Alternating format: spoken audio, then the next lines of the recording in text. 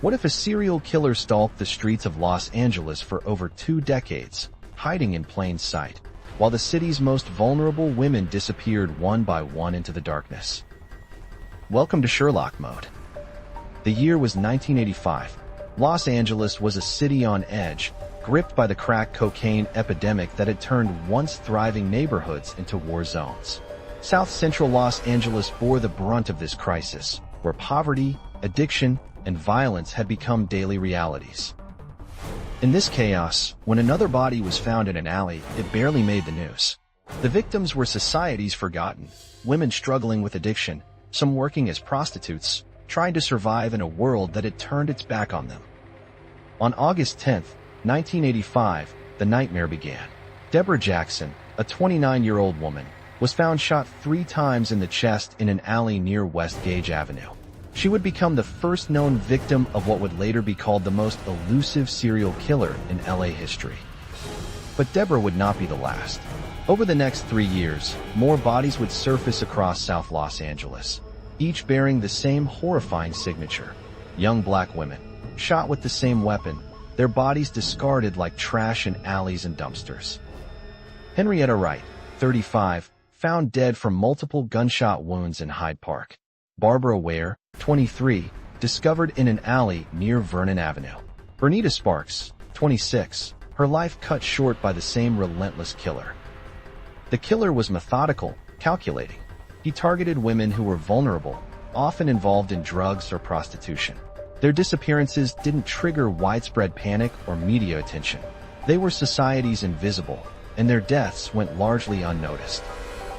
By 1988, police had connected the dots. Ballistics tests revealed that the same handgun had been used in multiple murders. They were dealing with a serial killer, but they had no idea who he was or where he would strike next. Then, on November 20th, 1988, something extraordinary happened. A woman survived. She was shot in the chest at point-blank range, but somehow, miraculously, she lived. For the first time, police had a witness who could describe the killer. She described him as a black man in his 20s, about 5 feet 8 inches tall, soft-spoken and articulate, with neatly trimmed hair and a pockmarked face. He didn't look like a monster. He looked ordinary, which made him even more dangerous. But then, something strange happened. The killing stopped. 1989 came and went. Then 1990, 1991, 1992. Years passed without another murder that matched the pattern. Had the killer moved away? Had he been arrested for another crime? Or had he simply vanished? The case grew cold. The files were boxed up and stored away. The families of the victims were left without answers, their loved ones forgotten by all except those who mourned them. The killer had seemingly disappeared into thin air. Years turned into decades. The crack epidemic began to subside.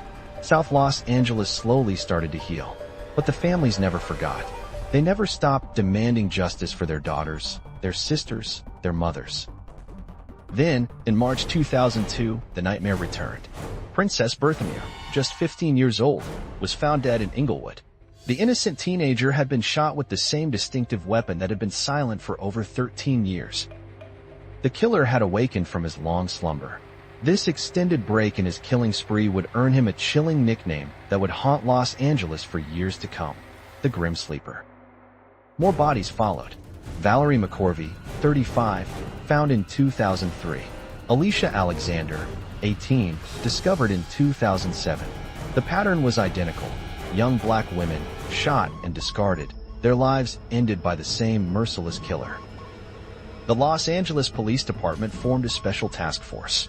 They knew they were dealing with one of the most prolific serial killers in the city's history. But despite their best efforts, the Grim Sleeper remained a ghost, leaving behind only death and devastation. The investigation consumed years and countless resources. DNA evidence was collected from crime scenes, but there was no match in any database. The killer was either incredibly lucky or incredibly careful, perhaps both. The breakthrough came from an unexpected source. In 2010, California had recently expanded its DNA database to include samples from convicted felons. A new technique called familial DNA searching was being pioneered, looking not just for exact matches, but for close genetic relatives. When investigators ran the Grim Sleeper's DNA through this new system, they found something remarkable. While there was no exact match, there was a close genetic relative in the database, close enough to be a son or brother. The DNA belonged to Christopher Franklin, a convicted felon whose genetic profile was in the system. If the killer was related to Christopher, investigators had their first real lead in over 2 decades. The trail led them to Christopher's father, Lonnie David Franklin Jr., a 57-year-old mechanic living in South Los Angeles. He had been there all along, hiding in plain sight, living just miles from where his victims had been found. Franklin was a former city garbage collector who had also worked as a garage attendant for the LAPD. The irony was chilling. He had been working alongside the very people who were hunting him, all while continuing his deadly spree. Police placed Franklin under 24-hour surveillance. They watched him go about his daily routine, fixing cars, running errands, living what appeared to be a normal life. But they needed his DNA to confirm their suspicions. The plan was elegant in its simplicity. An undercover officer would pose as a waiter at a restaurant where Franklin was dining and collect his DNA from discarded food or utensils. It was a long shot, but it was their best chance. The operation was a success. Franklin left behind a pizza crust, which the undercover officer carefully collected. That small piece of evidence would finally bring justice to the families who had waited so long for answers. On July 7, 2010, exactly 25 years after Deborah Jackson's murder, the DNA results came back. It was a perfect match. After decades of hunting, they had finally identified the Grim Sleeper. At dawn, a SWAT team surrounded Franklin's house. He was arrested without incident, probably never realizing that a pizza crust would be his downfall. The Grim Sleeper's reign of terror was finally over. When police searched Franklin's home, they made a shocking discovery. Hidden inside were over 180 photographs and videos of women, a grotesque trophy collection that suggested the scope of his crimes was far greater than anyone had imagined. The photographs showed women in various states of undress, some appearing unconscious or drugged. Police realized they were looking at potential evidence of numerous other crimes, rapes, assaults, and possibly murders they had never connected to Franklin. The revelation sent shockwaves through the investigation. If these photos represented additional victims, the true scope of Franklin's crimes could be staggering. He wasn't just a serial killer, he was a predator who had operated for decades. The families of the known victims finally had their answers, but new questions emerged. How many other women had suffered at Franklin's hands? How many families were still waiting for closure about their missing loved ones? Franklin's trial began in February 2016, nearly 6 years after his arrest. The prosecution laid out a devastating case, connecting him to 10 murders through DNA evidence, ballistics, and witness testimony. The evidence was overwhelming. DNA from multiple crime scenes, ballistics matching the same weapon used across decades, and the testimony of the survivor who had described him so accurately all those years ago. During the trial, the full horror of Franklin's crimes was revealed. He had hunted women like prey, targeting the most vulnerable members of society. His victims were daughters, mothers, sisters, each one a precious life cut short. The prosecution argued that Franklin had chosen his victims carefully, knowing that their deaths would not generate the same level of attention or investigation as victims from other communities. It was a calculated strategy that had allowed him to kill with impunity for years. On May 5, 2016, after less than 2 days of deliberation, the jury returned with their verdict. Guilty on all 10 counts of murder and 1 count of attempted murder.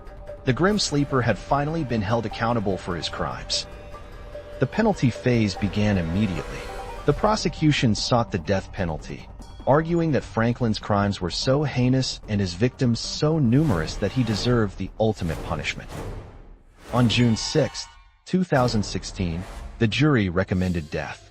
2 months later, on August 10, 2016, exactly 31 years after his first known victim, Franklin was formally sentenced to death row at San Quentin State Prison. But the story would have one final, unexpected chapter. On March 28, 2020, Franklin was found dead in his cell at San Quentin. He was 67 years old and had been on death row for less than 4 years. The cause of death was never officially determined, but there were no signs of trauma.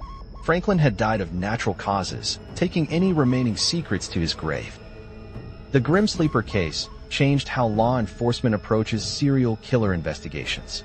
The use of familial DNA searching, pioneered in this case, has since solved numerous other cold cases across the country. But perhaps more importantly, the case highlighted the systemic issues that allowed Franklin to operate for so long. The victims were marginalized women whose disappearances didn't generate the same level of urgency or resources as other cases. The investigation also revealed the presence of multiple serial killers operating in the same area during the same time period. Michael Hughes, Chester Turner, and others had been hunting in the same communities, creating a perfect storm of violence. This concentration of predators in one area was no coincidence. They were drawn to communities where they knew their crimes would be less likely to be solved, where victims were less likely to be missed, and where resources were stretched thin.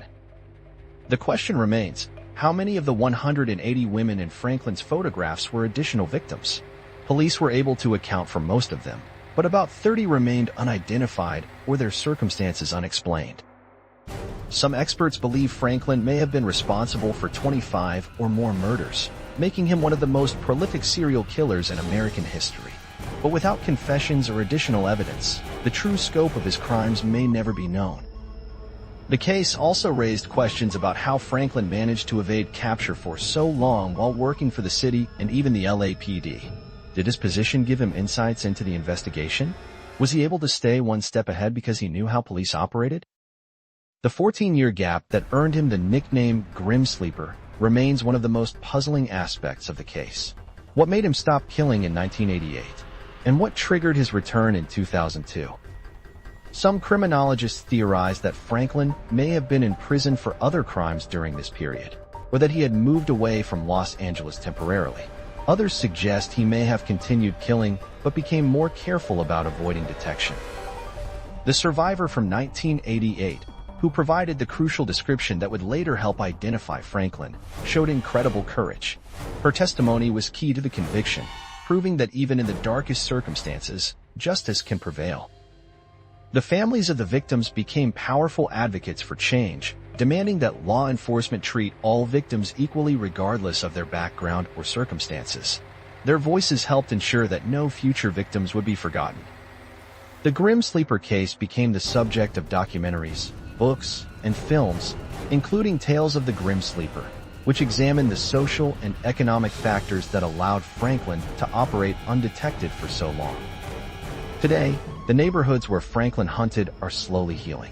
Community organizations work to support vulnerable women, and law enforcement has implemented new protocols to ensure that all victims receive equal attention and resources. The forensic techniques used to catch Franklin have been refined and are now standard practice across the country. Familial DNA searching has solved dozens of cold cases, bringing closure to families who had waited decades for answers. But the most important legacy of the Grim Sleeper case is the reminder that every victim matters. Whether they are young or old, rich or poor, from any background or circumstance, every life has value and deserves justice. The women who died at Franklin's hands were not just statistics or case numbers. They were human beings with dreams, fears, families who loved them, and futures that were stolen from them. Their names deserve to be remembered.